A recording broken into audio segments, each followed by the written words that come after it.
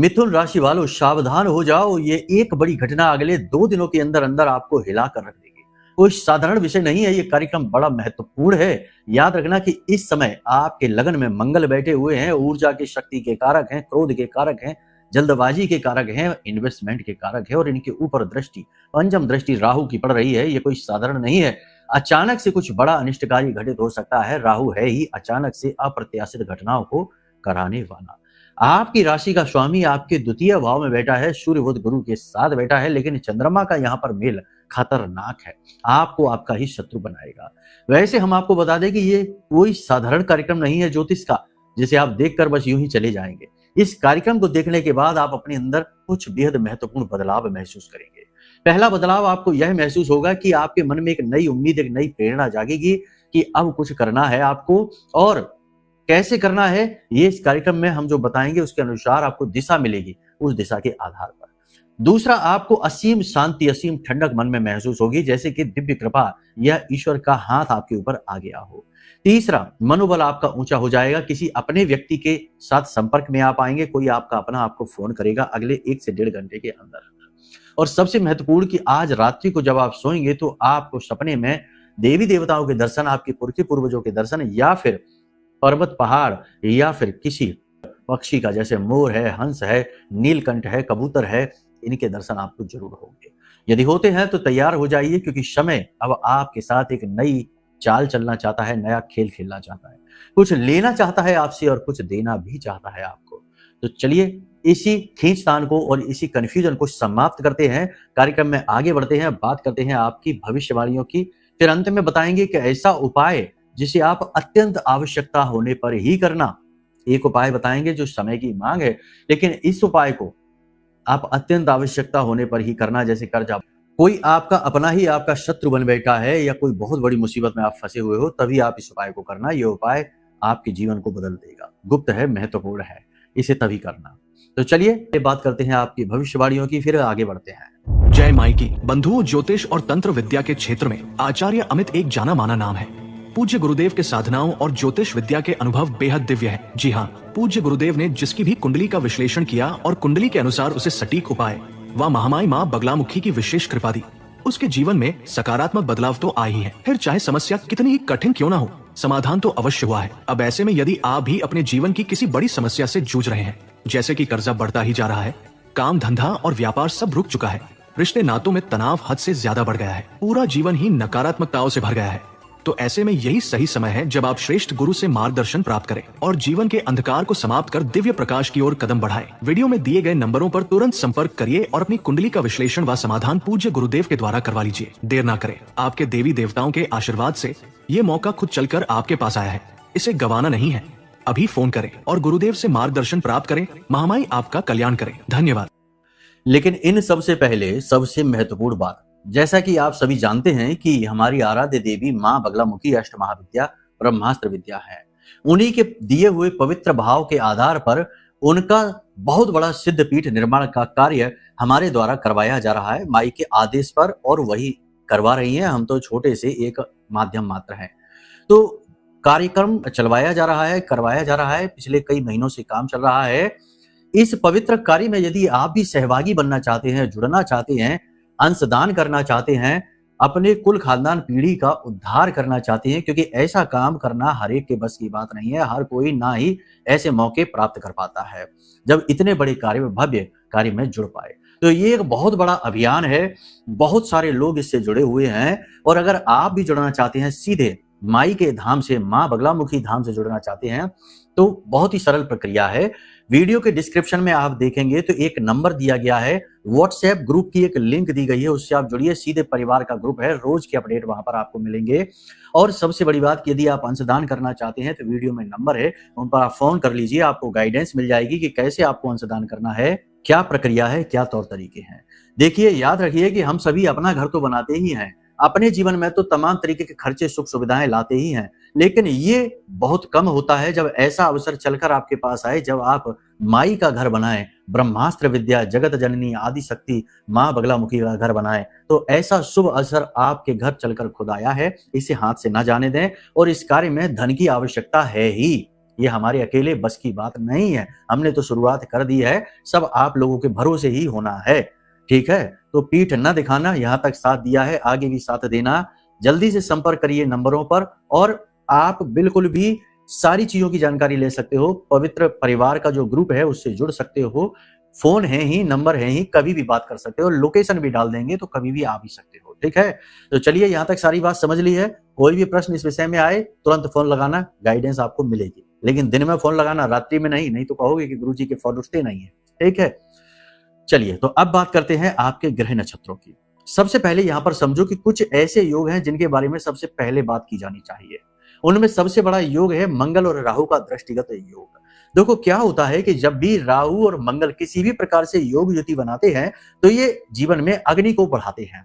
अग्नि को बढ़ाना क्या होता है, मतलब कि हमारे जीवन में जो डिसीजन मेकिंग कैपेसिटी है, उसमें सोचने की जो क्षमता है, जो धैर्य है, जो पेशेंस लेवल है, उसे कम कर देते हैं।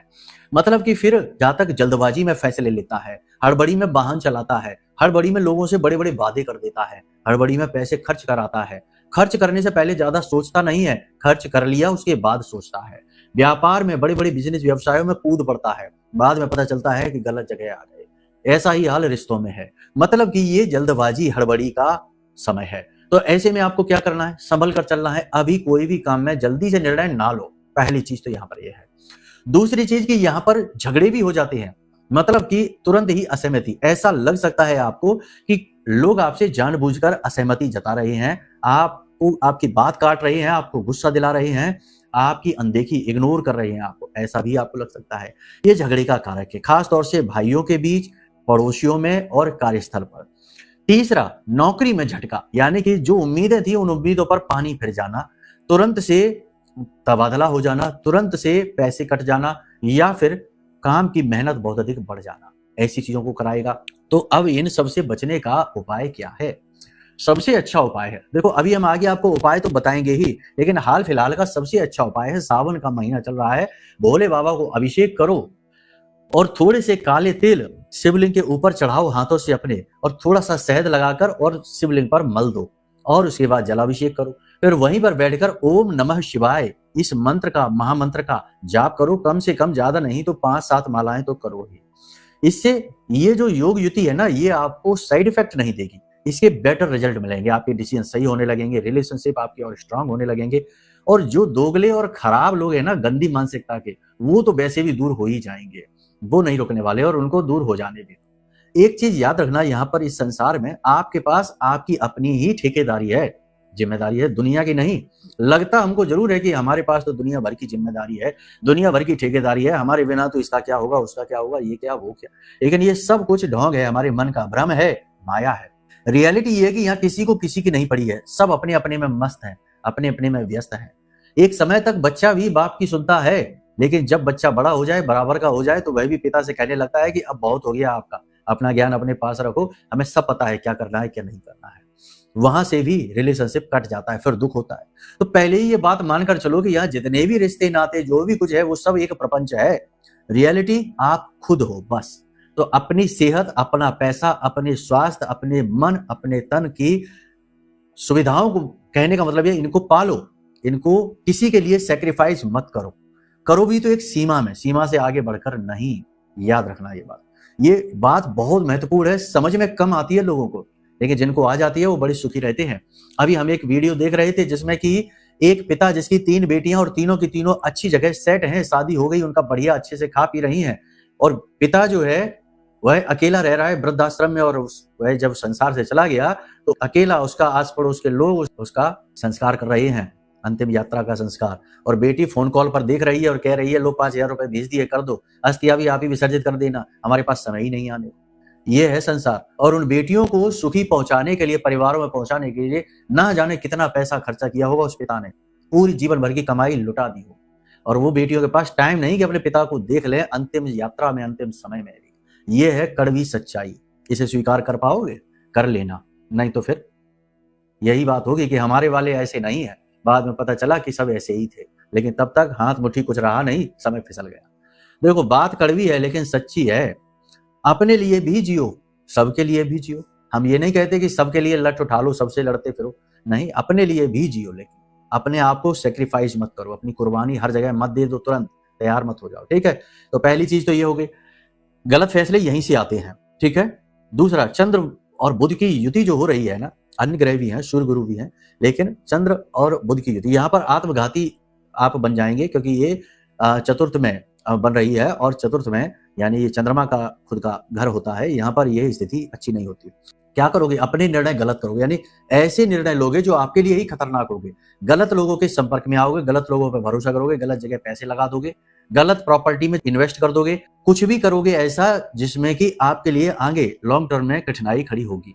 और सबसे ज्यादा इमोशनली, मानसिक तौर पर अपने आप को प्रताड़ित करोगे, दुखी करोगे, बिना बात के उन बातों को भी सोच सोच के दुखी होगे जिनकी सोचने की अब कोई आवश्यकता ही नहीं बची है। तीसरा, शनि का बकरी हो जाना, ये पुरानी चीजों को रिवाइव करेंगे, पुरानी यादों को जीवन में ले लेकर आएंगे, पुराने लोग जो छोड़ छोड़कर चले गए उनके बारे में सोच सोच कर दुखी हो गए, पुरानी गलतियां खुलकर सामने आ जाएंगी, पुराने किए हुए पाप कर्म भी बाहर आ सकते हैं, एक्स्ट्रा मैरिटल अफेयर छुपे हुए, प्रेम संबंध छुपे हुए, रिश्ते नाते खुलकर बाहर आ सकते हैं, क्योंकि यहाँ पर सब चीजें ओपन होने वाली हैं। तो थोड़ा सा अलर्ट रहना, कहीं कोई आपकी ऐसी कोई बात तो नहीं है जिसको उजागर हो जाने से बहुत कुछ खराब हो सकता है, थोड़ा ज्यादा जागरूक हो जाना, ठीक है। सारी बात यहां तक समझ ली। अब यहाँ पर कुछ चीजें हैं जिनको ध्यान से समझो। पारिवारिक स्थिति की बात करेंगे तो पारिवारिक वातावरण बिल्कुल सामान्य सा रहेगा, बस बड़े बुजुर्गों की स्वास्थ्य सेहत की थोड़ी सी चिंता रहेगी, और घर में पैसे के लेन देन को, रुपए के खर्चे के लेन देन को लेकर थोड़ा आप परेशान रहेंगे। आपके परिवार के किसी व्यक्ति का, खासतौर से आपके भाइयों का व्यवहार आपको दुखी करेगा। दूसरा कि ये व्यापारियों के लिए समय कठिन है, आर्थिक स्थिति के लिए समय कठिन है। अचानक से बड़ा खर्चा आपके जीवन में आ जाएगा, अचानक से आपको किसी बात को लेकर बहुत ज्यादा मानसिक चिंता, टेंशन हो सकती है। इसी के साथ साथ सबसे बड़ी बात कि व्यापारी कोई गलत फैसला ले सकते हैं। व्यापारियों के लिए यह गलत फैसले लेने का समय है, तो ज्यादा सावधान रहने की आवश्यकता है। किसी और की गई गलती की सजा, कीमत आपको चुकानी पड़ सकती है। यह समय धोखे का है, चालबाजी का है, तो सावधान रहें। ज्यादा जोश इस समय आपके लिए खतरनाक होगा, तो जल्दबाजी में नहीं, होश में रहकर फैसले लें। अपने मन की बातें जो आपका बहुत प्रिय और भरोसे का हो उसे जरूर बताएं। मन के बोझ को थोड़ा हल्का करें, अपनी दुख तकलीफों को बताएं। कोई नहीं है तो भोले बाबा के मंदिर चले जाएं और उन्हें अपना पिता, परम पिता बनाकर उनके सामने अपने दुखड़े सारे रो दें, सब कुछ बता दें, मन हल्का हो जाएगा, बहुत जरूरी है। उच्च अधिकारियों से सावधान रहें, कोई गलत फैसला आपके खिलाफ वो लेने वाले हैं। कार्यस्थल पर आपके शत्रु आपके प्रबल हो जाएंगे, अधिकारियों की कानाफूसी कर सकते हैं। कोई पुरानी गलती, पुरानी बात आपकी बाहर आ सकती है, या आपके द्वारा कही गई किसी बात का गलत मतलब निकालकर प्रयोग किया जा सकता है। आपको थोड़ा सा स्वार्थी बनना पड़ेगा, चालाक बनना पड़ेगा। अपने निजी हितों को लेकर कोई लापरवाही ना करें, दूसरों के चक्कर में आप अपना नुकसान करा बैठेंगे। ज्यादा उदार और सरल व्यवहार दूसरों को आमंत्रित करता है कि आओ हमारा दुरुपयोग कर लो, फिर बाद में आप सोचते हो कि ऐसा क्यों हो गया हमारे साथ। आप दूसरों की जिम्मेदारी नहीं, अपनी तो ले सकते हो, अपने आप को तो बचा सकते हो। मन में काम वासना प्रबल होगी, गुप्त प्रेम संबंध उजागर होंगे, प्रेम संबंधों में छल कपट देखने को मिलेगा। प्रेमी ऐसा लगेगा जैसे कि कोई बात आपसे छिपा रहा है। ये बात तो आपको जीवन साथी के साथ भी लगेगी, जैसे कि जीवन साथी आपसे कुछ बातें छिपा रहे हैं। जीवन साथी के स्वास्थ्य सेहत को लेकर थोड़ी सी चिंताएं मन में घेरेंगी, कुछ अनहोनी होने का डर सा रहेगा। इस समय लोन, कर्जे और पुराने की गए खर्चे आपको परेशान करेंगे। किसी बात को लेकर आपका अपमान हो सकता है, कोई अपना ही आपके लिए अपमानजनक भाषा या शब्दों का प्रयोग कर सकता है। कुछ जगह पर आपको रुक जाना बेहतर होगा, मतलब कि किसी को सलाह देने से पहले रुक जाओ, बड़ा खर्चा करने से पहले रुक जाओ। कोई व्यक्ति जब आपको कोई सलाह दे रहा है, उसकी सलाह पर अमल करने से पहले रुक जाओ, और मन में जो आ रहा है, एकदम से गुस्सा, क्रोध, भड़काव में जो बातें आ रही हैं, तो उन बातों को कहने से रुक जाओ। बस इन चीजों में रुक जाओ। तीसरा सबसे महत्वपूर्ण चीज है कि अपने रुपए पैसे को लेकर थोड़ा अलर्ट रहो, किसी को भी बीच में न रखो। पैसे का लेन देन खुद अपने भरोसे पर करो। इस समय पर विदेश में जो रह रहे हैं लोग, उनकी नौकरी जाने का खतरा है, तो थोड़ा सा सावधान रहें। किसी प्रकार की कोई योजना आपके खिलाफ चल रही है। व्यक्तिगत जीवन की परेशानियां काम पर भी दिखाई देंगी, जिसकी वजह से काम में गिरावट। स्वास्थ्य में कमजोरी का भी काम पर प्रभाव बुरा पड़ेगा। बिजनेस में कंपटीशन लगातार परेशान करेगा। बिजनेस व्यवसाय में बात करें तो कपड़े का व्यवसाय, ज्वेलरी का व्यवसाय और इत्र परफ्यूम का व्यवसाय थोड़ा सा मंदा रहेगा। होटल का, कमीशन का, शेयर मार्केट का, इलेक्ट्रॉनिक और डिजिटल का व्यवसाय थोड़ा सा ठीक चलेगा। बाकी कमीशन आदि के काम अच्छे चलेंगे। ऑनलाइन के काम जो है वो भी ठीक चलेंगे। हड़बड़ी और जल्दबाजी हर एक काम में नुकसान पहुंचाएगी, तो थोड़ा सा सावधान रहें। किसी भी जगह पर मनमानी करने की कोशिश ना करें। किसी के भी दुखती रग को छूने की कोशिश ना करें और बिना मतलब में किसी पर जरूर से ज्यादा हक जताने की कोशिश ना करें। किसी को खुश करने की ज्यादा कोशिश ना करें, आप ही दुखी हो जाएंगे। बस इन बातों का ख्याल रखिए। कहने का मतलब यह है कि ये समय और काल भ्रम का है, नकारात्मकता का है और गलत फैसलों का है। इस समय आपको करना क्या है? शांत रहना है, योग प्राणायाम करना है, भक्ति करनी है भगवान की, और जो काम अभी आप कर रहे हैं बस उसी काम को और अच्छी तरीके से करने की कोशिश करना है। कुछ भी नया, कोई भी नई स्कीम, नई योजना पर अभी आपको काम नहीं करना है। जिन लोगों का विवाह नहीं हो रहा था उनके लिए विवाह के योग हैं, विवाह होगा। जिन लोगों को संतान को लेकर चिंताएं रहती थी वो चिंताएं दूर होती दिखाई दे रही हैं। संतान के स्वास्थ्य को लेकर जरूर चिंता हो सकती है, थोड़ा बहुत स्वास्थ्य ऊपर नीचे हो सकता है। बाकी सारी बातें हमने कवर कर ही ली हैं। और भी कुछ यदि आप व्यक्तिगत तौर पर जानना चाहते हो, क्योंकि ये जो हमने बताया ये तो आपका चंद्र राशि का गोचर है, ग्रहों की दशा है, और अगर आप अपने व्यक्तिगत विषय को जानना चाहते हो कि आपके खुद के जीवन में कुछ है, क्या है, क्यों है और ऐसा ही क्यों है और आपको जीवन में ऐसा क्यों मिल रहा है, बहुत सारी चीजें हैं, तो उसके लिए अपनी खुद की कुंडली का विश्लेषण कराओ। आपकी कुंडली आपके कई छिपे हुए राज रहस्यों को बाहर लेकर आएगी और आपको स्पष्ट मार्गदर्शन देगी। तो वह आपका अपना आकलन होगा। ये आपकी राशि का आकलन है। एक ही राशि के लाखों करोड़ों लोग हो सकते हैं, ठीक है? तो ये हो भी सकता है और नहीं भी हो सकता, आपके समान। अब यहां तक सारी बात आपने समझ ली। अब कुछ चीजें और भी समझो। जैसा कि हमने कहा कि यहाँ पर तंत्र मंत्र और निगेटिविटी का भी प्रभाव आपको फील हो सकता है। तो एक चीज तो यह है कि तंत्र मंत्र का उपाय करिए, और दूसरी चीज यह है कि एक ऐसा उपाय कर लीजिए, एक ऐसी चीज, ऐसी क्रिया अपने जीवन में अपना लीजिए जिससे हमेशा देवी की सुरक्षा आपके पास रहे। तो इसी लिहाज से हमने यह जो ब्रह्मास्त्र कवच बनाया है, ब्रह्मास्त्र विद्या मां बगलामुखी का, इस कवच को आप ले सकते हो। ये कवच अष्ट महाविद्या का है और शत्रु स्तंभन कारिणी देवी को कहा जाता है, यानी शत्रुओं का नाश करती है देवी। और जो भी व्यक्ति इस कवच को धारण कर लेता है, देवी उसके जीवन में किसी भी प्रकार के कष्ट को, दुख को रहने नहीं देती है, शत्रुओं को दूर कर देती है। कहने का मतलब यह है कि ये कवच आपके लिए इस समय की मांग है। आप चाहें तो इसे मंगवा सकते हैं। ये हमेशा के लिए आपकी सुरक्षा करेगा। देवता भी जिनकी पूजा करते हैं वो है मां बगलामुखी, और इन्हीं का मंदिर तो बनवाया जा रहा है जिसके विषय में हमने आपसे कहा था। आप दान कर सकते हो, माई की सुरक्षा हासिल कर सकते हो, माई के परिवार से जुड़ सकते हो, सीधी गाइडेंस हासिल कर सकते हो। अब और इससे ज्यादा क्या चाहिए? अब स्वयं देवी तो प्रकट हो नहीं जाएंगे, उनके लिए तो हमें जन्म जन्मांतर तक तब करना पड़ता है, तब कहीं जाकर थोड़ा बहुत झलक मिले तो मिले। तो कहने का मतलब यह है कि बहुत सारी चीजें हैं जो आपके जीवन में आ रही हैं, इनकी भी वैल्यू करो, कद्र करो, वरना फिर वही होता है कि खाया पिया कुछ नहीं, गिलास तोड़े आठाने, ये वाली बात हो गई। खैर, अब बात करते हैं उपाय की। देखो, इस समय और काल का सबसे अच्छा उपाय आपको हम बता दें तो यह है कि आपको आपके आसपास जो काली मंदिर हो, कोई काली माता का जो मंदिर हो, तो पीले रंग के नींबू लेना और 21 नींबुओं की पीले धागे से माला बनाना, ठीक है? और इस माला को आपको शाम के समय, जब दिन और रात्रि मिल रहे हों, गोधूली काल में, इस माला को माता काली को पहना देना है और वहीं पर बैठकर ओम क्लीम कालिकाय नमः इस मंत्र का कम से कम 108 माला जाप करना है। माई के चरणों के पास थोड़ी सी पीली सरसों रखनी है एक कटोरी में, और यहीं पर बैठकर आपको 108 यानी एक माला, रुद्राक्ष की माला से भी आप कर सकते हो जाप, या मोबाइल में काउंटर निकाल के भी कर सकते हो। 108 जब आप जाप कर लो तो उसके बाद इस पीली सरसों को माई का आशीर्वाद समझकर वापस ले आना। माला माई को पहने रहना, धूप दीप नैवेद्य से अच्छे से पूजा करना मंदिर में, और वो जो सरसों है उसे घर लेकर आ जाना। और उसके बाद उस सरसों को अपने घर में चारों तरफ छिड़कना, घर की छत पर, घर के दरवाजे पर चारों तरफ छिड़कना, और उसके बाद इस सरसों को पूरी तरीके से वहीं पर फैलाकर छोड़ देना रात भर के लिए। अगले दिन सुबह इसे झाड़ कर बाहर निकाल देना। कैसी भी निगेटिविटी हो दूर हो जाएगी। दूसरा, भोले बाबा का हमने उपाय बताया, ये उसे भी कर ही लेना, काम बनेगा। अब एक ऐसा उपाय जो विषम से विषम परिस्थिति को दूर करेगा आपके लिए, इस उपाय को सुन लो। किसी भी शनिवार के दिन से आप इस उपाय को करना। ये उपाय थोड़ा सा नेगेटिव सा आपको लगेगा। नीम के पेड़ से, नीम का पेड़ कोई साधारण पेड़ नहीं होता है, कई प्रकार से इसका महत्व है, लेकिन ज्योतिष में और अध्यात्म में नीम के पेड़ को देवी का प्रतीक मानते हैं। देवी दुर्गा और शीतला माता का प्रतीक माना जाता है। इच्छा मनोकामना पूर्ति कराने वाला पौधा कहा जाता है। तो इस पेड़ के पास आपको यह उपाय करना है। पेड़ ढूंढ लो, कहीं एकांत स्थान में हो।